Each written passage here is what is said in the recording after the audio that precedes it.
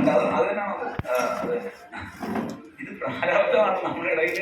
നമുക്ക് ഒരിക്കലും ഇതിനൊന്നും രക്ഷപ്പെടാൻ പറ്റില്ലല്ലോ, ഇല്ലേ? ഞാനിങ്ങനെയൊക്കെ പറഞ്ഞ കൊച്ചുകുട്ടികളെ പിരിയാൻ നമുക്ക് ആലോചിക്കാൻ പറ്റുമോ? ആലോചിക്കാനേ പറ്റില്ല. പക്ഷെ എന്ത് ചെയ്യണം? കുറെ കഴിയുമ്പോഴൊക്കെ പിരിഞ്ഞേക്കണം, അല്ലെങ്കിൽ പിന്നെ നമ്മുടെ വഴി തെറ്റിപ്പോകും. കുറെ കഴിയുമ്പോൾ എന്ത് ചെയ്യണം? കുറച്ച് കുഞ്ഞെ നീ ഇങ്ങോട്ട് കുഞ്ഞിനെ നോക്കുള്ളൂട്ടോ, ഞാൻ കുറച്ചൊക്കെ ഒന്ന് ജപിച്ചിട്ട് വരാമെന്ന് വിചാരിച്ചിട്ട് ഇതൊക്കെ ജപിച്ചോണം. പിന്നെ 24 മണിക്കൂറും വ്രതം എടുക്കുന്ന അമ്മമാരുണ്ട്. 60 വയസ്സായി 55 വയസ്സായി ഇപ്പോഴും വെള്ളം കുടിക്കാതെ വ്രതം എടുക്കുക. ചത്തുപോകും നിങ്ങൾ. അതുകൊണ്ട് എന്ത് ചെയ്യണം? ആഹാരമൊക്കെ മര്യാദയ്ക്ക് കഴിച്ചോണം. കുറച്ചൊക്കെ വ്രതം എടുക്കാവൂ. മറന്നുകൊണ്ട് ചത്തുപോകും. അതുകൊണ്ട് എന്ത് ചെയ്യരുത്?